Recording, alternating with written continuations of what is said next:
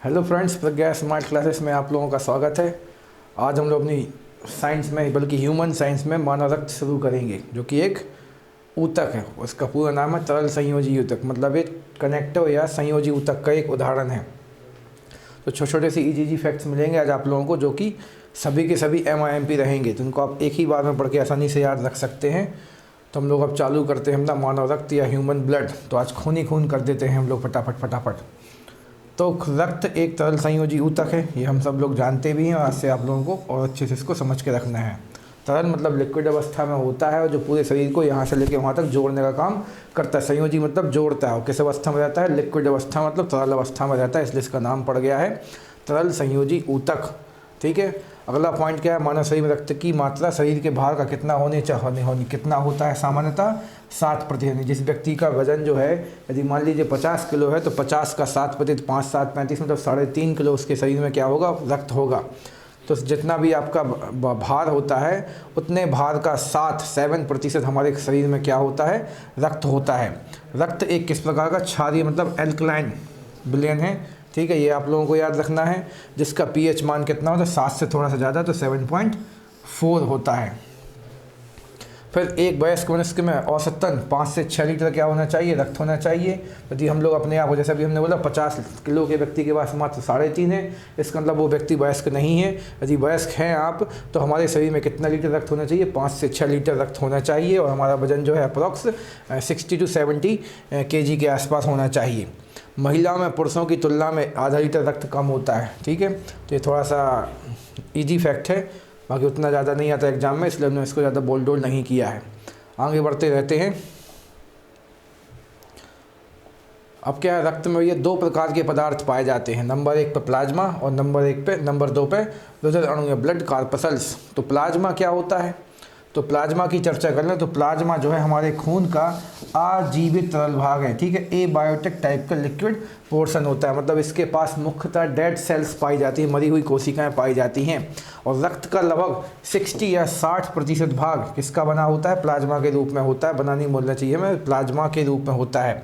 और प्लाज्मा की भी बात की जाए तो प्लाज्मा के अंदर 90% भाग जल होता है, 7% भाग कोई ना कोई प्रोटीन होता है, 0.9% भाग कोई ना कोई लवण या सॉल्ट्स होते हैं, और 0.1 ही लिखना है यहाँ पे, और 0.1% भाग ग्लूकोज के रूप में होता है। तो प्लाज्मा के पास सबसे ज़्यादा पानी होता है, हम सबको पता है।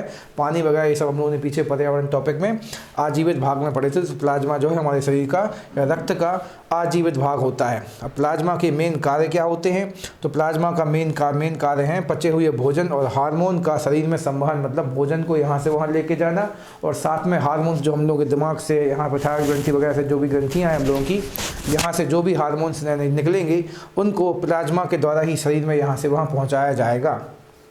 ठीक है, तो प्लाज्मा का मेन कार्य है भोजन और हार्मोन का शरीर में संवहन करना।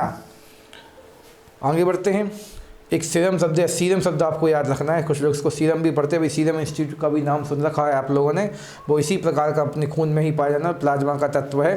तो सीरम, जिसने अभी अपनी कोरोना की क्या बोलते हैं वैक्सीन बनाई है, तो सीरम जो शब्द यहाँ से उठाया उन लोगों ने, उनका इंस्टीट्यूट का नाम यहाँ से पढ़ा है। तो सीरम जब प्लाज्मा में से फाइब्रिनोजेन, तो अभी अपने पीछे पढ़ा भैया कि अपने प्लाज्मा के पास प्रोटीन भी होते हैं, तो जो एक प्रोटीन का नाम है फाइब्रिनोजेन, जिसको आप लोग काफ़ी अच्छे से जानते हैं, रक्त का थक्का जमाने में सहायता करने वाला प्रोटीन। तो जब प्लाज्मा में से आप फाइब्रिनोजेन प्रोटीन को भी निकाल के बाहर कर देंगे, तो शेष प्लाज्मा को आप क्या कह देंगे? केवल सीरम। तो प्लाज्मा का ही एक भाग बन जाता है सीरम। कब? जब उसके अंदर से हम लोग कौन सा फाइब्रिनोजेन नाम का प्रोटीन निकाल देंगे, तो सीरम बन जाता है। इस स्थिति में क्या होता है? इस स्थिति में फाइब्रिनोजेन निकल जाने से रक्त जो है उसका शरीर के अंदर ही थक्का जमने लगता है, जो कि खतरनाक स्थिति बन जाती है। ठीक है, तो आप लोगों को ये सब चीज़ें याद रखना है, काफ़ी इजी इंटरेस्टिंग टॉपिक है। अब हम लोग प्लाज्मा के बाद आते हैं किस पे? तो आप बोलेंगे रुधिर अणु या ब्लड कार्पसल्स में। तो हमारे शरीर में प्लाज्मा के, हमारे खून में प्लाज्मा के अतिरिक्त बहुत सारे रुधिर अणु या रक्त यानी ब्लड कार्पसल्स पाए जाते हैं, जो कि शेष खून का कितना 40% भाग घेरेंगे। ठीक है, ये भी आप लोग याद रख सकते हैं आसानी से, क्योंकि अभी हमने पीछे बताया आपको 60% उसके पास क्या है? अपना प्लाज्मा है, तो शेष 40% क्या कहलाएगा? रुधिर अणु या फिर ब्लड कार्पसल्स कहलाएंगे। अब जो रुधिर अणु हैं वो कितने प्रकार के होते हैं? तो आप बोलेंगे 3 प्रकार के होते हैं। एक तो लाल रक्त कण मतलब आरबीसी, श्वेत रक्त कण मतलब डब्ल्यूबीसी और रक्त बिंबाणु मतलब ब्लड प्लेटलेट्स। तो 3 रूपों में हमारे पास क्या पाए जाते हैं, रक्त बिंबाणु या रुधिर अणु पाए जाते हैं। तो सबसे पहली बात हम लोग कर लेते हैं किसकी, लाल रक्त कण या कणिका, जिसको आप कणिका के नाम से भी जानते हैं। तो इनको आरबीसी या आरबीसी के नाम से भी जानेंगे और इनका बायोलॉजिकल नेम आप लोगों को क्या याद रखना है, एरिथ्रोसाइट्स याद रखना है। एरिथ्रोसाइट्स इसका वैज्ञानिक नाम है, तो आप बोलेंगे आरबीसी का। तो स्तनधारी मतलब मैमल्स मतलब हम लोग, तो स्तनधारियों के लाल रक्त कण जो आरबीसी हैं वो किस प्रकार के होते हैं, उभयावतल मतलब उसमें उभय भी होता है, उत्तल भी, यानी उत्तल भी होता है, अवतल भी होता है, और इसका आकार सामान्यतः इस प्रकार का बनता है। ठीक है, तो यहाँ पे आप ध्यान देंगे तो ये हो जाएगा क्या हमारा अवतल प्रकार का मतलब कॉनकेव, और यहाँ पे हो जाएगा ये इस साइड से कॉन्वेक्स। तो उभयावतल मतलब दोनों आकृतियाँ होती हैं। आप यहाँ चित्र में भी देख सकते हैं। इसी प्रकार छोटी छोटी सी कटोरियाँ यहाँ पर तैरती हुई जा रही हैं। तो आरबीसी की बात हो रही है, तो आरबीसी में केंद्रक नहीं होता, ये वाली बात हम लोग पहले से जानते हैं। अपवाद के रूप में सामान्यतः ऊंट और लामा के पास ऐसे स्तनधारी हैं केवल 2 जिनके पास आरबीसी में केंद्रक होता है। ठीक है, आरबीसी का निर्माण कहाँ होता है, तो अस्थि मज्जा या बोन मैरो में। आप लोग जहाँ तक जानते होंगे कि हम लोगों के शरीर में इस प्रकार से जो हड्डियाँ होती हैं, उस हड्डी के अंदर एक धागा सा बिछा होता है। ठीक है, उस धागे जैसी आकृति को हम लोग क्या कहते हैं, बोन मैरो कहते हैं, जिसमें आरबीसी और आगे जाके डब्ल्यूबीसी और सभी चीज़ों का हम लोग जाके रक्त बिंबाणु या प्लेटलेट्स पढ़ेंगे, सभी का निर्माण मुख्यतः इस बोन मैरो में ही होता है। तो आरबीसी जो होता है एक मुख्य रूप से क्या है, तो RBC protein, iron, vitamin B12 और फॉलिक अम्ल इत्यादि आरबीसी के निर्माण में सहायक होते हैं। तो सभी चीज़ें मुख्यतः प्रोटीन की बनी होती हैं। तो इसमें प्रोटीन के अलावा आयरन, विटामिन B12 और फॉलिक एसिड भी होते हैं। भ्रूण मतलब एम्ब्रियो, जब कोई शिशु माता के गर्भ के अंदर होता है तो उसे भ्रूण शब्द का उपयोग किए हम लोग करते हैं, एम्ब्रियो। तो भ्रूण अवस्था में इसका मतलब आरबीसी का, ठीक है, इसका मतलब किसका, आरबीसी का जो निर्माण है कहाँ होता है, यकृत और प्लीहा, मतलब उसके शरीर में शायद ये जो हम लोगों का बोन मैरो है, अस्थि मज्जा है, उतना अच्छे से डेवलप नहीं होता होगा। तो भ्रूण अवस्था में इसका निर्माण कहाँ होता है, यकृत या प्लीहा, लीवर या फिर स्प्लीन में होता है। यकृत मतलब लीवर और प्लीहा मतलब स्प्लीन में होता है। तो ये भी काफ़ी इंपॉर्टेंट फैक्ट है कि हम लोग जो शिशु अवस्था से बाहर आ चुके हैं, तो बहुत ज़्यादा बड़े वयस्क हो चुके हैं, उनमें तो आरबीसी का निर्माण अस्थि मज्जा में होता है, लेकिन भ्रूण मतलब एम्ब्रियो में इसका निर्माण कहाँ पर, यकृत या प्लीहा में होता है। तो बहुत सी चीज़ें कॉमन है जो हम लोग पीछे की क्लासों में भी देख चुके हैं, इसलिए हम आगे बढ़ना जारी रखते हैं ताकि बोध इतना फैल पाए, आप लोग कम से कम समय जैसे तक सीख सकें। आरबीसी, इसका मतलब आरबीसी का जीवन काल कितना होता है, 20 से 120 दिन होता है। तो एक आरबीसी का जो कण होता है, कणिका होती है, सेल होती है, सामान्यतः 20 से और कम से कम 20 और अधिक से अधिक कितना 120 दिन तक जी सकती है। और मरने के लिए कहाँ जाके इकट्ठी होती है, तो इसकी मृत्यु यकृत मतलब लीवर और प्लीहा मतलब स्प्लीन में होती है। इसलिए यकृत और प्लीहा को आरबीसी का कब्रगाह या फिर टॉम भी कह दोगे आप। और आगे चलते हैं, इसमें मतलब आरबीसी में एक हीमोग्लोबिन नाम का प्रोटीन होता है, जिसमें आपको क्या याद रखना है, हीम उसके पास एक रंजक या डाई या पिगमेंट होता है। इसके कारण रक्त का रंग कैसा होता है, लाल होता है। तो छोटी सी कहानी हम आपको बताते हैं कि हीमोग्लोबिन का सामान्य रंग तो बैंगनी होता है, लेकिन ऑक्सीजन से क्रिया करके वो कैसा हो, लाल हो जाता है। तो यहाँ पे हमने सीधा लिख दिया कि इसका रंग सामान्यतः लाल, क्योंकि उसके पास ऑक्सीजन 99% तक होती है, इसलिए उसका रंग मोस्टली अपन लोगों को लाल दिखता है। लेकिन जब हम लोग को चोट वगैरह लगती है तो वहाँ पर जब खून मर जाता है, तो मरी हुई खून वाली स्थिति में हम लोगों को जहाँ पे काला काला जो भाग दिखता है, वो काला नहीं, कैसा बैगनी रंग होता है, वो अपने हीमोग्लोबिन का वास्तविक रंग। इसलिए हमने यहाँ पे हीमोग्लोबिन को बैगनी रंग से दिखलाया। तो मतलब बिना ऑक्सीजन की हीमोग्लोबिन लाल नहीं, बैगनी होता, लेकिन ऑक्सीजन से क्रिया करने के बाद वो लाल हो जाता है। और ग्लोबिन की कहानी थोड़ी सी बात करें तो ग्लोबिन एक लोहयुक्त प्रोटीन है जो ऑक्सीजन एवं कार्बन डाइऑक्साइड से संयोग करने की क्षमता रखता है। मतलब हमारे शरीर में ये लोहे को यहाँ से वहाँ, और गलत बोल गए हम, लोहे की सहायता से ये ऑक्सीजन को और कार्बन डाइऑक्साइड को संवहित करता है, मतलब ट्रांसफॉर्म करता है। हीमोग्लोबिन में पाए जाने वाले लोह यौगिक को आप लोग क्या नाम देंगे, तो आप बोलेंगे हीमेटिन। तो हीमोग्लोबिन में जो लोह यौगिक या फिर अपना आयरन कंपाउंड पाया जाता है, उसे हम लोग हीमेटिन नाम देंगे। तो यहाँ पे कुछ नए नए फैक्ट जो शायद कुछ लोग नए होंगे, तो हम एक बार फिर से बोल रहे हैं। इनका जीवन काल 20 से 120, भूलना नहीं है आपको। यकृत और प्लीहा में इसकी वृद्धि होती है आरबीसी की, इसलिए इसको कब्र कहते हैं। हीमोग्लोबिन में हीम एक वर्णक है, मतलब रंजक है या पिगमेंट है या डाई है, ठीक है। ग्लोबिन एक प्रोटीन है और जिसका काम क्या, जिसमें थोड़ा बहुत लोहा पाया जाता है, जो कि ऑक्सीजन और CO2 से चिपक के यहाँ वहाँ जाएगा, मतलब साथ में O2 और CO2 को भी लेके जाएगा। और इस लोहे के यौगिक को हम लोग नाम कर देंगे हीमेटिन। टिन नाम देंगे। हीम से लोहे से हीम है, फिर हीम है, इस हीम से आप लोग इसको उठा सकते हैं।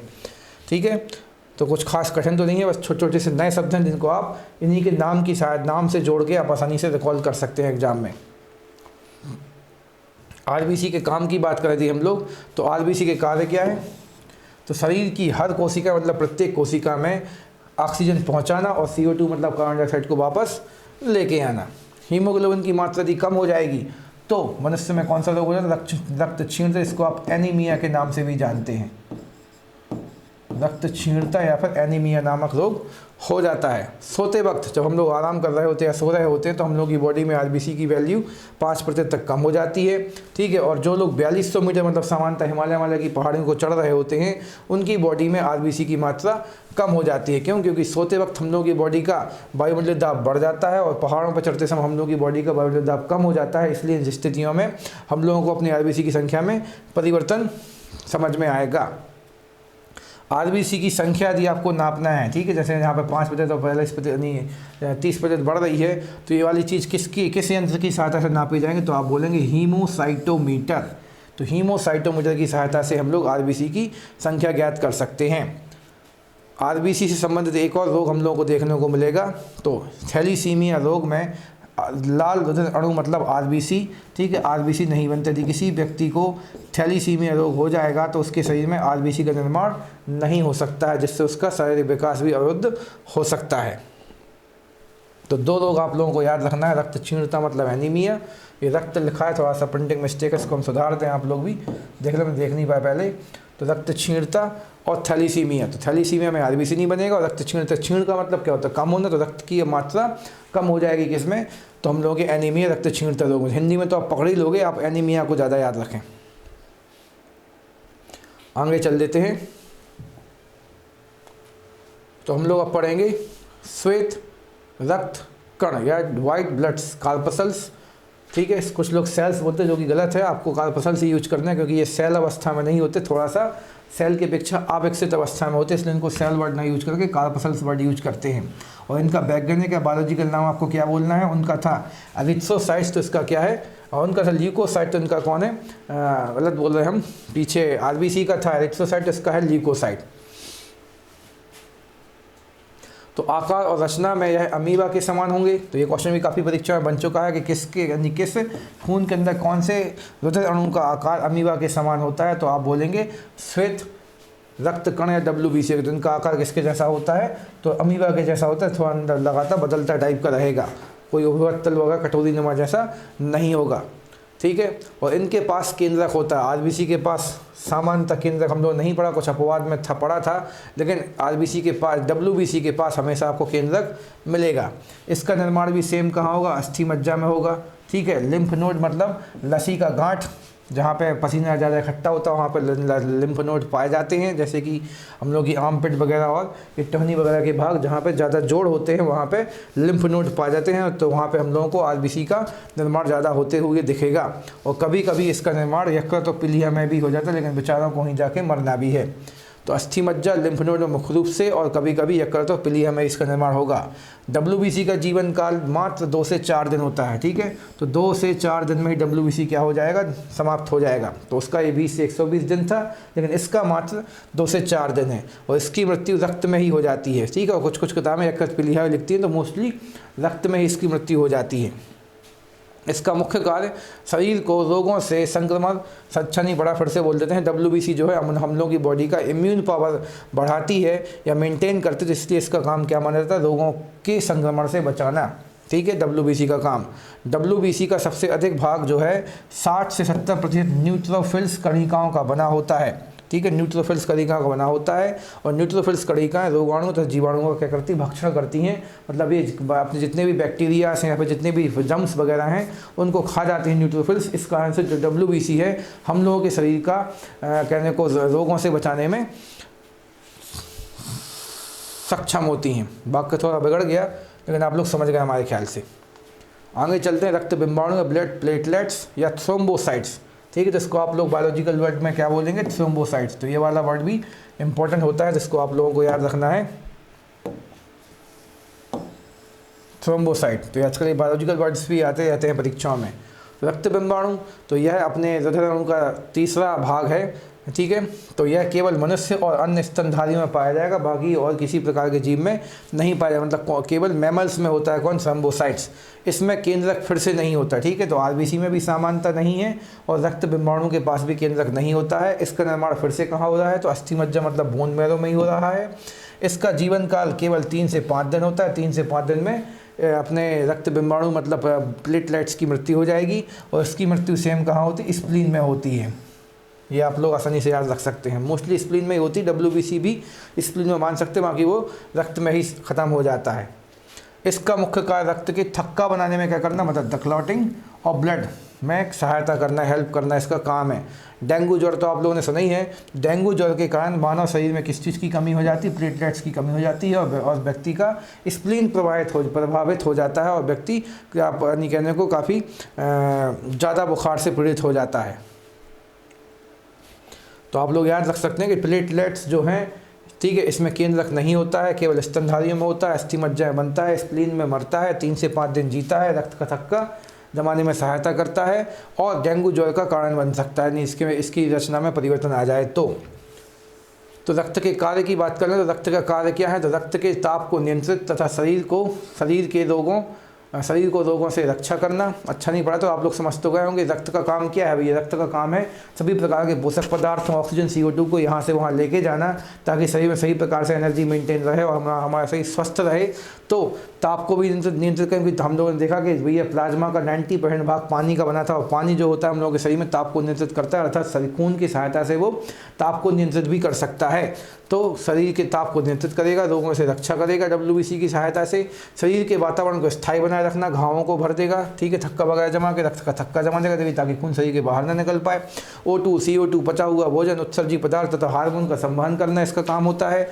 लैंगिक बढ़न मतलब सेक्सुअल जो एक्शंस होती हैं उनमें भी कौन सहायता करता है, हम लोगों का रक्त ही सहायता करता है, ठीक है। तो इस प्रकार से रक्त के सारे इंपॉर्टेंट काम, मतलब किसी भी चीज़ को बॉडी में यहाँ से वहाँ पहुँचाना, तो इसमें सारी भूमिका कौन निभाएगा, हमारा तो खून ही निभाएगा। तो ये आपको याद रखना है, कोई खास कठिन टॉपिक नहीं है। आगे बढ़ना हम जारी रखते हैं। अगला टॉपिक हमने छेड़ रखा है आप लोगों के साथ में, कौन सा, रक्त का थक्का बनाना या बनना, द क्लॉटिंग ऑफ ब्लड। तो जब सही में रक्त का थक्का जमता है तो हमारे रुधिर प्लाज्मा में, ठीक है, हमारे रुधिर प्लाज्मा भी पीछे पड़ा था हम लोगों ने कि रुधिर प्लाज्मा से जब फाइब्रिनोजेन निकाल लिया जाए तो सीरम या सीरम का निर्माण होगा।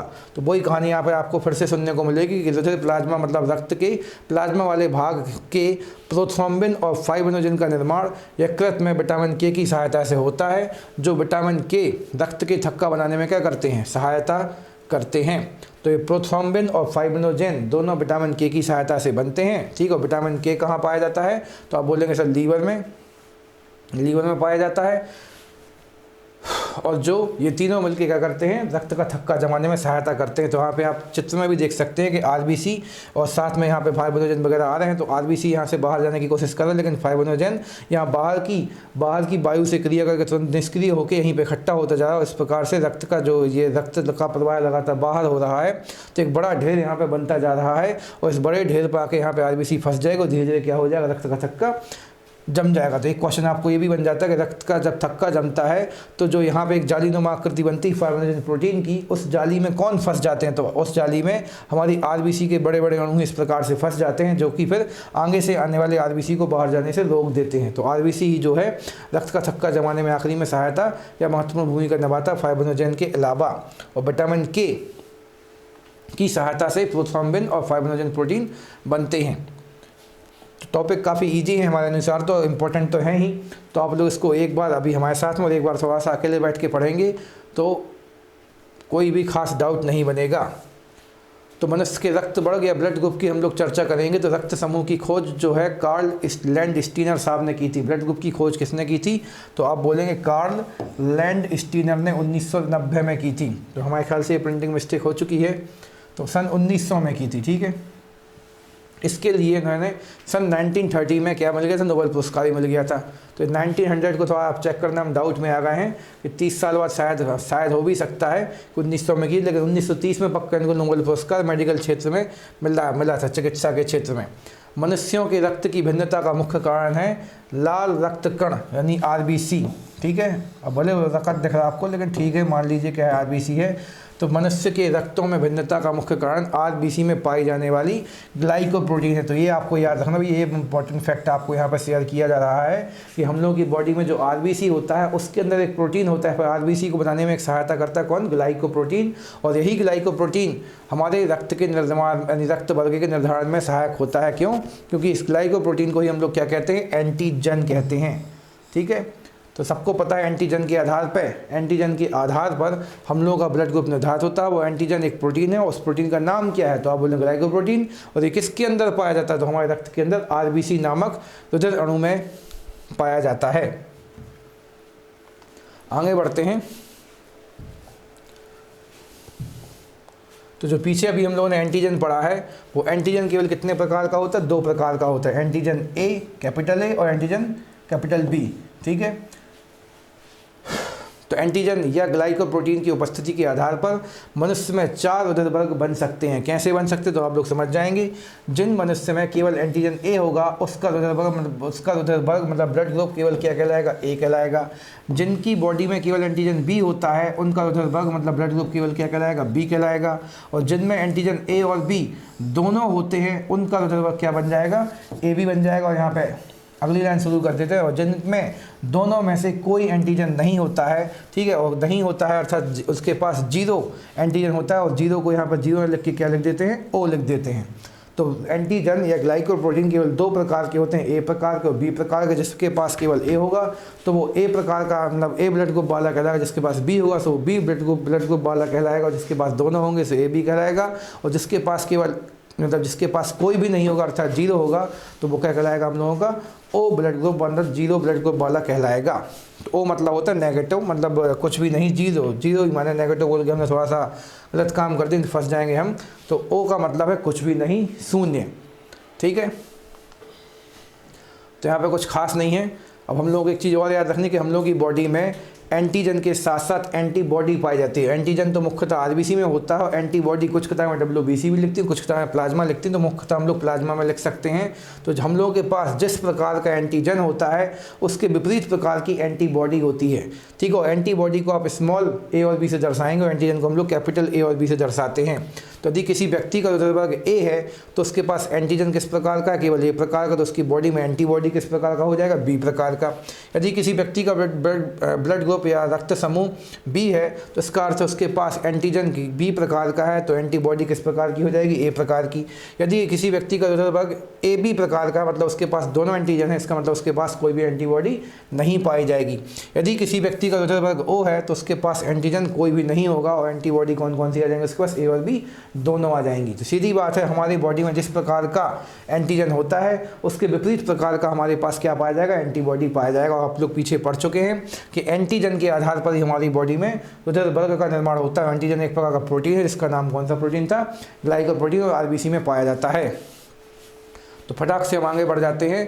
तो किसी एंटीजन की उपस्थिति में एक विपरीत प्रकार का प्रोटीन रुधिर प्लाज्मा में पाया जाता है, इसको आप एंटीबॉडी कहते हैं। 2 प्रकार का होता है, तो पीछे आपने पढ़ लिया है एंटीबॉडी A, एंटीबॉडी B, पर इसको आपको स्मॉल a b की सहायता से डिनोट करना है। तो रक्त का आदान या ब्लड ट्रांसफ्यूजन की बात करें हम लोग तो सामान्यतः जिस व्यक्ति का जिस प्रकार का ब्लड ग्रुप होता है उसको उसी प्रकार का ब्लड ग्रुप देते हैं। ऐसा क्यों? तो एंटीजन A एवं एंटीबॉडी A, एंटीजन B एवं एंटीबॉडी स्मॉल b एक साथ नहीं रह सकते। ऐसा होने पर ये आपस में अत्यधिक चिपचिपे हो जाते हैं, जिससे रक्त क्या हो जाएगा, नष्ट हो जाएगा और रक्त का अभिश्लेषण या फिर एग्लूटिनेशन हो जाएगा। तो इस अभिश्लेषण या फिर एग्लूटिनेशन वाली अवस्था में, ठीक है, रक्त का एकदम चिपचिपा और गाढ़ा होकर व्यक्ति की मृत्यु होने के चांस भी पूरे हो जाते हैं। अतः रक्त का आधान में एंटीजन तथा एंटीबॉडी का ऐसा तालमेल करना चाहिए जिससे रक्त का ताल अभिश्लेषण ना हो पाए, अर्थात एंटीबॉडी A के साथ यानी एंटीजन A के साथ एंटीबॉडी A का मिक्सचर कभी ना हो पाए। इसलिए आप लोग देखेंगे कि मोस्टली A वाले को A तो B वाले को B देने की कोशिश की जाएगी। वो कहानी आप लोगों को पता है तो हम भी उसको बता दें। सीधी कहानी पर आपको ये ध्यान रहना है कि इस प्रकार से हम लोगों को रक्त आधान या ब्लड ट्रांसफ्यूजन करना है कि एंटीजन A के साथ एंटीबॉडी ए ना आ पाए, इसलिए फिर हम लोग ओ को सबको दे सकते हैं लेकिन ए बी को सबको नहीं दे सकते। तो वो कहानी आगे हम लोग समझ लेते हैं। तो इसकी कहानी क्या है, तो रक्त समूह ओ को सर्वदाता, क्योंकि रक्त समूह ओ को सर्वदाता इसलिए कहेंगे क्योंकि इसके पास ना तो ए और ना ही बी एंटीजन है, और जिसके पास ना तो ए है ना बी है इसके पास, इसलिए इसके पास कोई भी एंटीबॉडी ए और बी आ सकती है। ठीक है, इसलिए किसी को भी जाके अपने ब्लड ग्रुप को दे सकता है। तो ओ को सर्वदाता या यूनिवर्सल डोनर रक्त समूह कहते हैं क्योंकि इसमें कोई भी एंटीजन नहीं होता है। रक्त समूह ए बी को सर्वग्राहिता मतलब यूनिवर्सल रिसेप्टर कहते हैं, रक्त समूह कहते हैं क्योंकि इसमें कोई भी एंटीबॉडी नहीं होती है। ठीक है, तो इसको इसमें आके कोई भी यदि आके मिलेगा तो जो कि इसके पास कोई भी एंटीबॉडी नहीं है, इसलिए इसका कोई विरोध नहीं करेगा, ये सबको ले लेगा। अब आपको थोड़ा सा आर एच फैक्टर के बारे में पढ़ना पड़ेगा। जैसे भी हमने अभी तक आप लोगों को केवल ए बी और ओ की बात की, लेकिन कुछ लोग बोलते हैं सर हमारा ब्लड ग्रुप तो ए पॉजिटिव है, कुछ लोग बोलते हैं हमारा तो बी नेगेटिव है या फिर ए नेगेटिव है। तो उसमें पॉजिटिव नेगेटिव की खोज कैसे हुई है, तो उसके लिए भी सेम हमारे लैंडस्टीनर साहब थे, उन्होंने खोज की है इसकी।